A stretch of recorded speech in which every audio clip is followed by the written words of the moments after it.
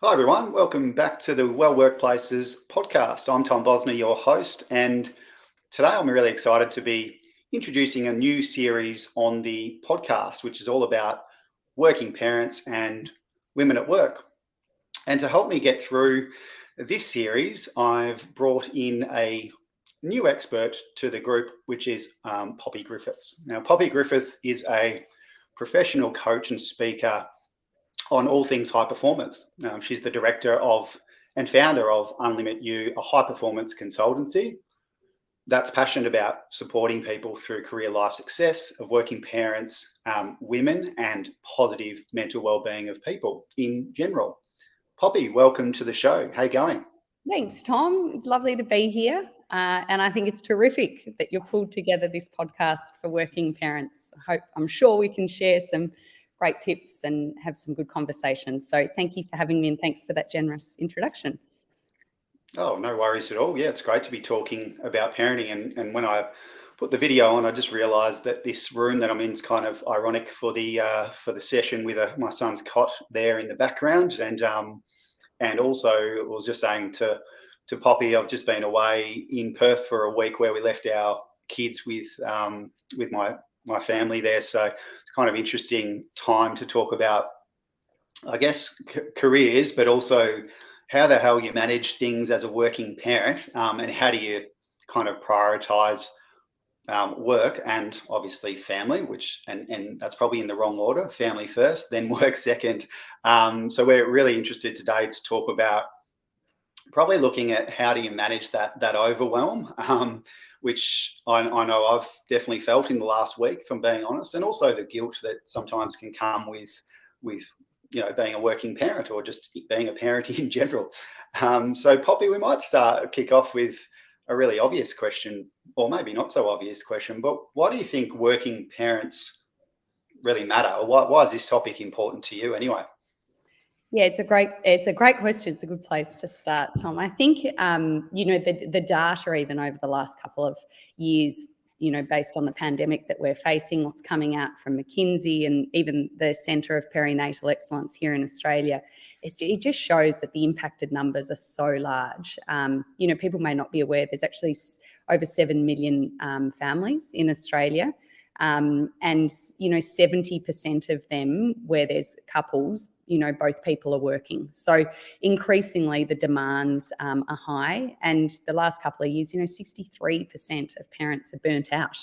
And in the Great Resignation, when we're talking about that, we know that more working parents are resigning globally than their non-working counterparts, and there's no doubt that just that work-life balance and the management of demands of being a parent and maintaining your career, it's hard, and it's the number one culprit for all of these resignations. So there's definitely a need there. Absolutely, there's a need there. And I think also too for businesses, increasingly they're seeing the business case, and they're recognising that the desire from individuals to have more support is there. And even late last year, family benefits has now become in the top 3 most desired employee benefits from Australian employees. So, it's the demand is there.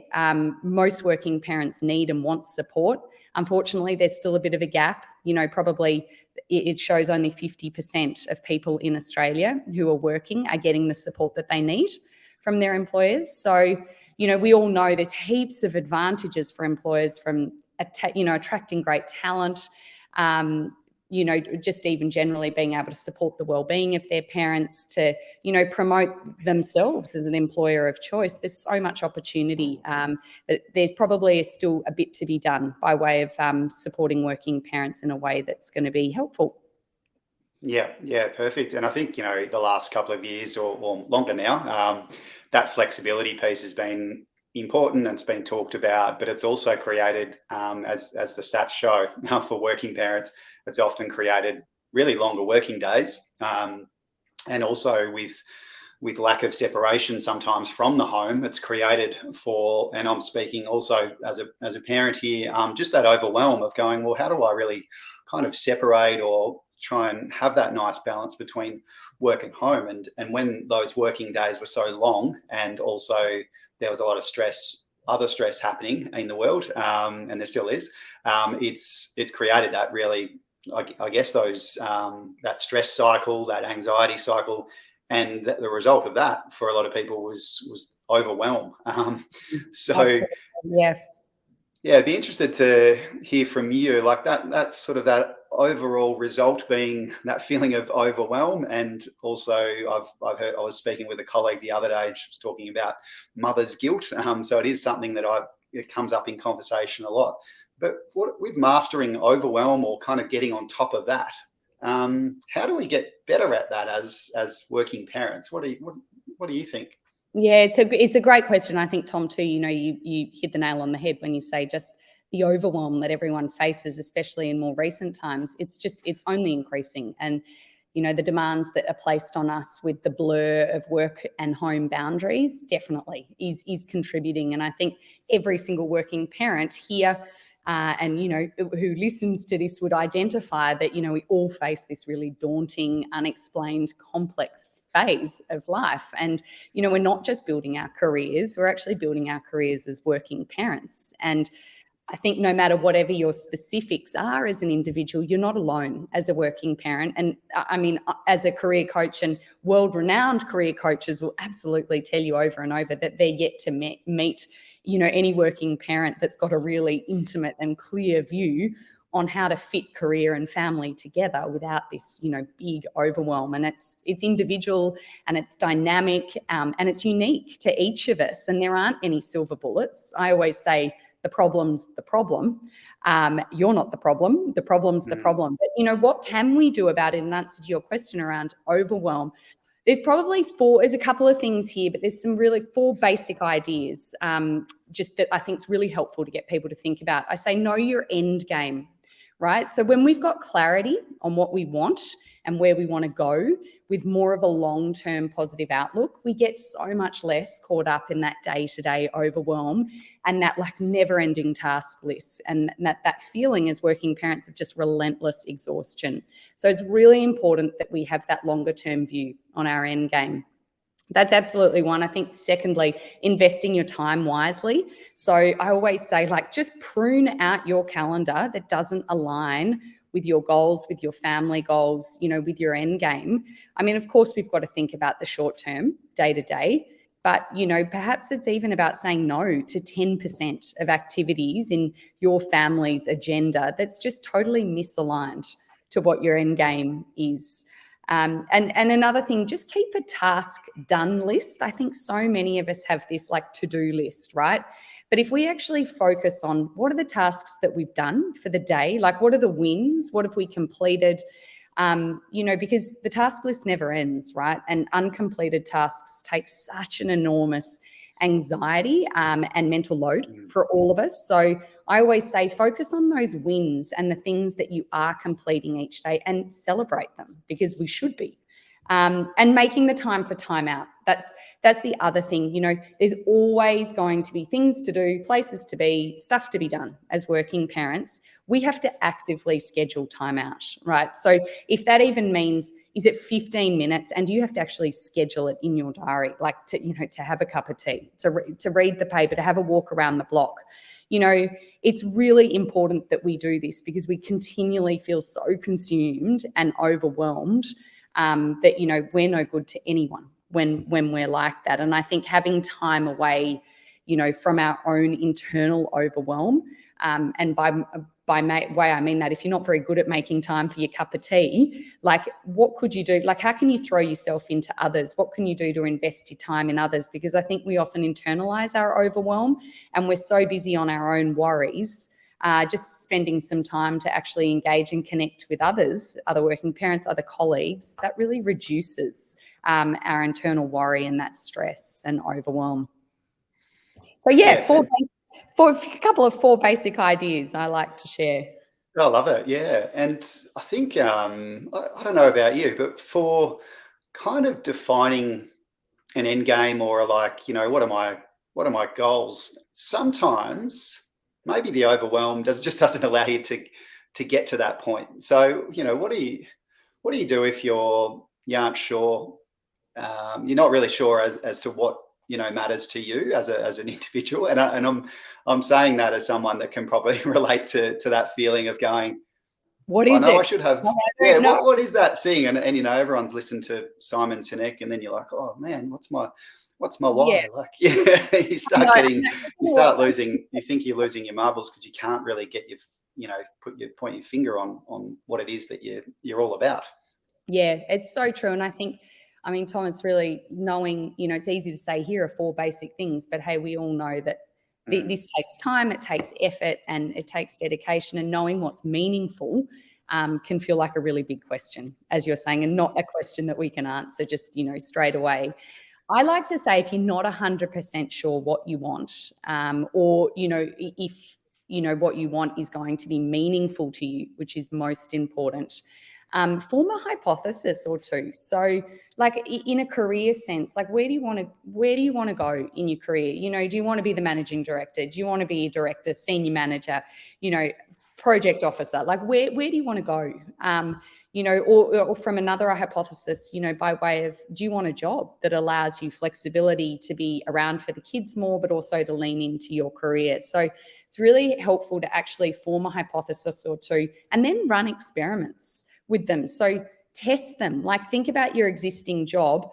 Is it about working remotely for a month? Is it about taking on an assignment that would allow you to build new skills and really lean into, career growth? Or, can you take something off your boss's plate or participate in something, a cross-company initiative that's going to give you that exposure? I think it's really important that we run experiments. Like life is a journey, right? Don't think that you have to have all the answers and it all has to be perfect now. It's just about pressure testing and holding yourself accountable. And I also say have lots of conversations with people. So like talk to people who are doing what you want to do, or, ask people that you admire, that, ask them lots of questions, or I guess, family members in your working parent community who have a really well-rounded view, I think, of the situation that you're in.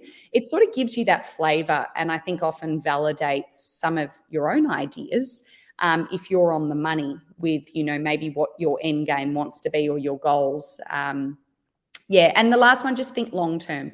I think as working parents, we often get so bogged down in the overwhelm of the day-to-day and just getting stuff done that we don't really think long-term. So in a career sense, like designing our career is not just searching for a job, right? Like ask yourself not what job do I want, but what life do I want? Ask yourself, where do I want to be in 5 years or 10 years? Because when we actually look at it with that much longer term view, it's easier to sort of, I guess, subscribe and achieve, or at least have a goal towards an end game. Yeah, great. And I think as well with people when they start early in their career, because this we're talking about the working career, and then it so happens that when you're maybe in your 30s or earlier or later or whatever, you then become a parent, and sort of a lot of people end up starting their careers out and they're very achievement orientated. So they're like, I need to get to this level, to the next, etc. And then suddenly you're a parent, which is a great thing, and you start a family. You kind of feel like your time or your working days a bit more pressurized because you've got less time to do things.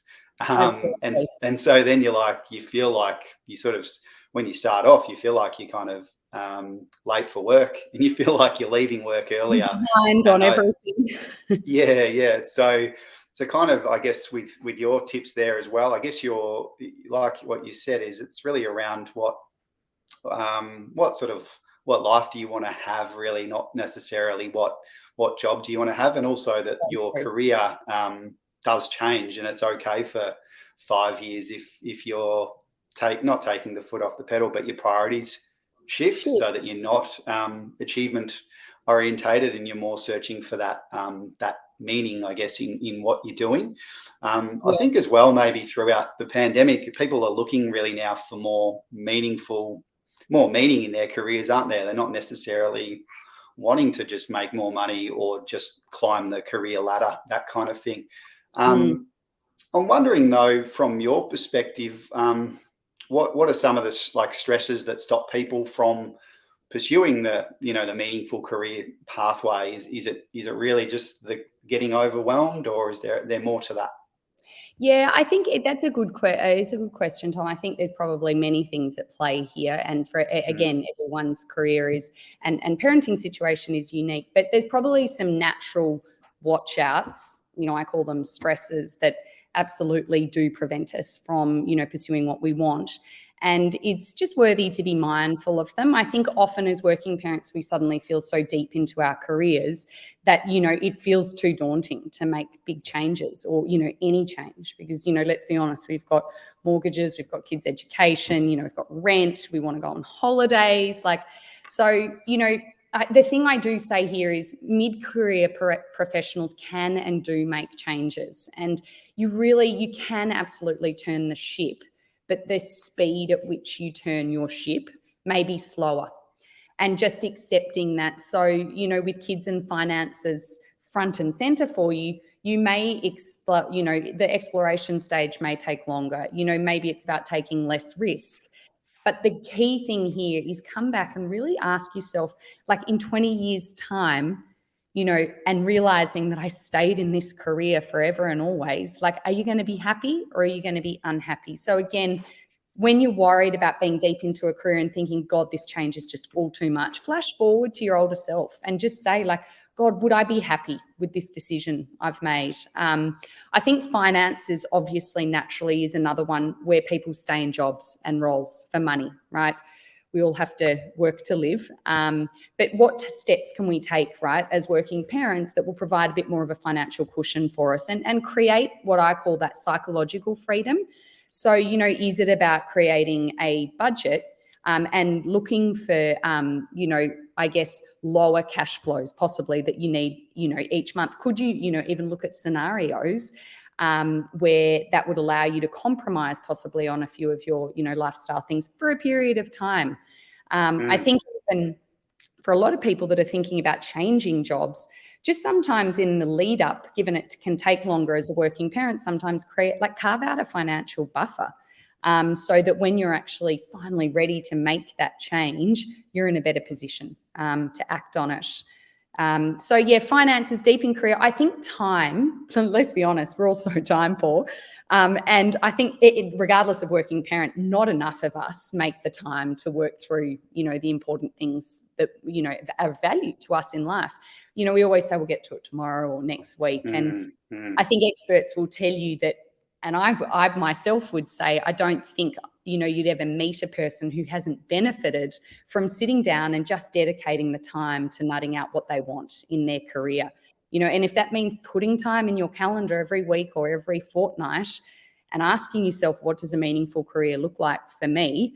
Then that's great, because we know that when we dedicate the time, the balls start to roll. And before you know it, like change is inevitable. So yep. yeah, there are a couple of the stresses, I guess. I'm sure. What about you? What do you feel like as a working parent? What holds you back? Yeah, yeah, no, that's a good question for me. I think your financial sort of comments were spot on. I guess you kind of you've got plenty of things to consider, and when it switches from two working parents to one in those earlier years, that's you somehow get through it, but you kind of like it's quite stressful before that happens. You kind of like, gee, how are we going to do this on one income with all the things that come with that? I think another one for me, and just I guess a personal sort of recent story for us, is we've recently had a death in our family, and it kind of just made me think about. You've got all this time, and you do run around like like a headless chicken. Is that the right expression? Maybe I've ruined that. Yeah, but I guess at the end of the day, what have you got? It's really the time that you've spent with people and the relationships that you have. So I think something like that just makes you realize that work is important. Yes, yes, you need. It's nice to have a meaningful career, but the people that are around you on the journey are probably more important. And so it kind of just makes you think more family orientated and really just spending that quality time with your family, but also to get to that point, to realize that that's important, you do need to have the time carved out in your week to actually reflect on your week. And I Yeah. really liked your point on, if you're doing things through your day, really having that time at the end of the week or end of day to go, I did well today. I got a few things done. These things were driving me up the wall and I've got them done and they're out of the way. I think if you don't do that, you just end up overwhelmed because you're like, oh, gee, the stuff, the tasks or the projects are just flowing into each week and each day. Yeah. So that, they're probably my main things that are, have been stresses for me. And I think, the realization really that working is important, and I love obviously what I do, but your family and your kids and all that are obviously a much higher priority, which kind of then makes you think, gee, how do I bring some, the whole thing of chasing work-life balance is obviously a bit of a yes, always on everyone's tongue. yeah, that's right. And I know that, I definitely don't have the right work-life balance. And in the past, it was horribly skewed towards work more than everything else. For working parents, like what do you talk about with them for creating work-life balance, or does that even exist? Yeah, it's interesting, Tom. I mean, look, I was similar to you. I've gone absolutely through bouts in my life too, where I've thought, yep, I'm going to get the balance all right, and it's going to look like this, and it's going to be great. And I'm like 3 days in, and I'm thinking, this is a disaster. So, funnily enough, I actually say, and look, the research will tell you as well that work-life balance actually may not be the answer for all of us, as much as people go, what? And by that, I mean just my own experiences with those I coach, what I read from other experts. Balance can actually be really misguided for us, because essentially what it means is that we're always having to make trade-offs amongst the most important aspects of our life. When we're at work, the trade-off is we're not with family. When, we're with family, the trade-off is we're not at work. Where's the time for friends and the community? What about ourselves? So I like to sort of almost frame it as like, think about work-life balance in a more gratifying way, which is work-life integration. And, that concept won't be new to a lot of people. I'm sure a lot of people go, yeah, I'm continually trying to integrate my work and life. And I think COVID and the pandemic has given us even more of an opportunity to think about this idea. And why I say this is I do think this approach of integration allows for better sustained performance and also better happiness in all areas of our life. But one thing I do coach people around is, like, if you want to have better integration, there's probably 3 key principles that are really great to keep in mind. And funnily enough, business professionals, and myself included, are not very good at mastering these skills. But the 3 questions we should ask is like true self. So like, what is our true self? And that's very much like thinking about our values, thinking about like our whole self. What's my whole self? And the idea behind that is that we're one person, right? And we play multiple roles in our life always. And then the last one I say is creative self. So, and by way, I mean, we can all be creative, like, right, to get the best outcome. There's no one way. So basically, I think what we need to do is ask ourselves more, how can I lean into being my true self, my whole self, and my creative self? And I think by true self, one exercise I do with people is actually as simple as draw 4 circles, right? And the 4 circles should represent the most important key areas of your life. So for me, that's family, career, the community and my friends, and time for myself, like my personal self. And draw those circles, vary the size depending on how much you value each, and then look at if they overlap. So what areas of those, important areas overlap? And to think about overlap, like think about what are your goals and your interests and your values in each of those areas. And you need to ask yourself, like, actually, are they compatible or are they in opposition?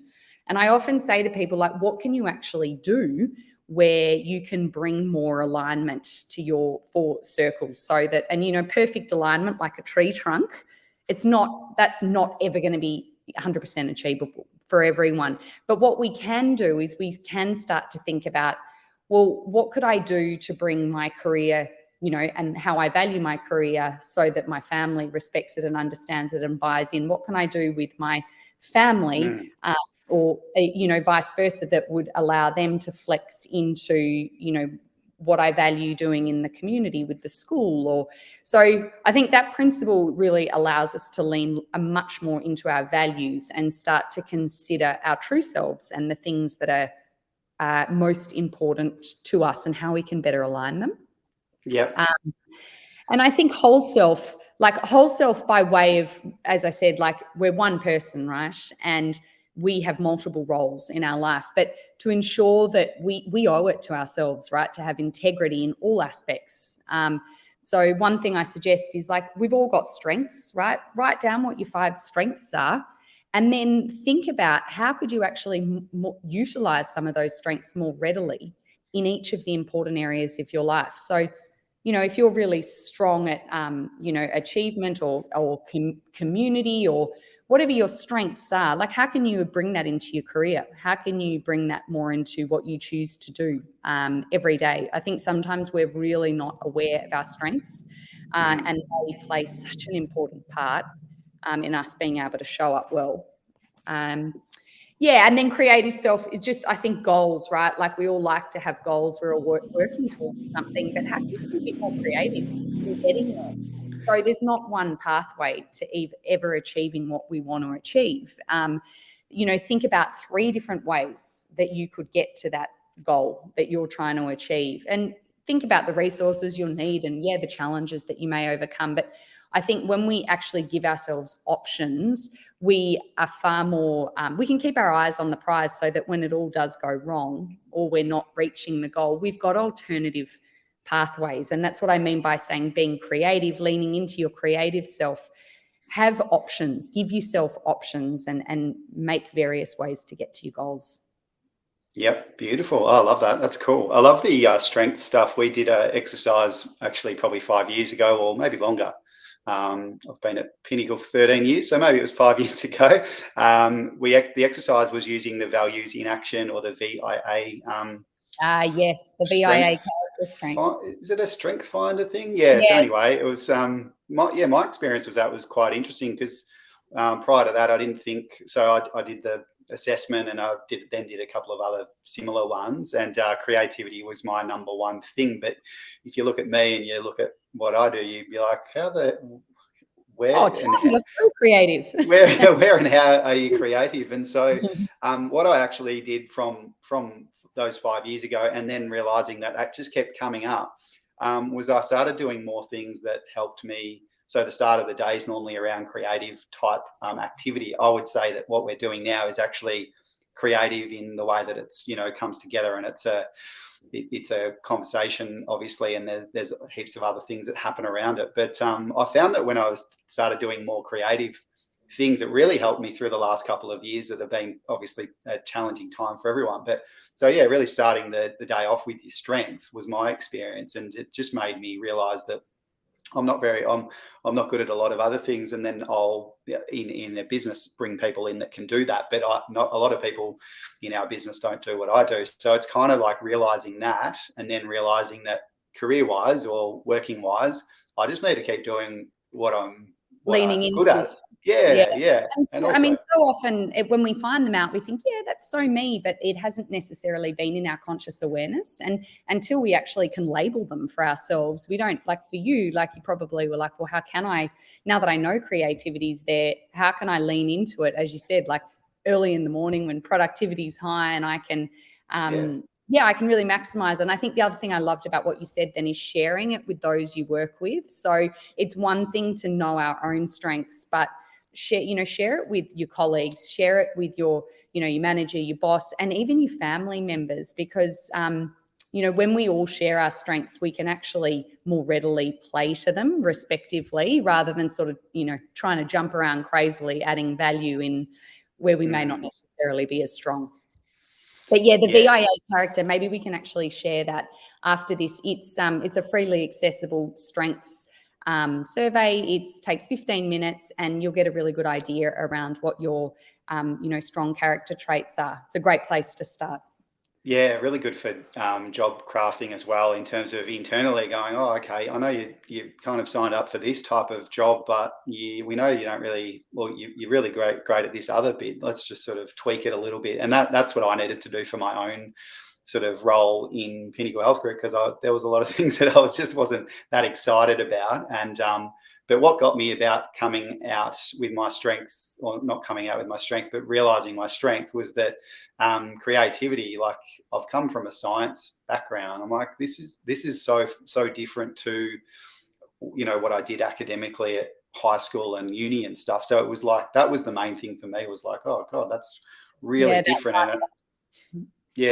And I think as we grow up, I think it's quite common from a creativity point of view. We get sort of pigeoned in what we do, and you see science as a real technical role. Well, that doesn't necessarily mean that creativity is not a part of that and doesn't contribute to what you do within that role.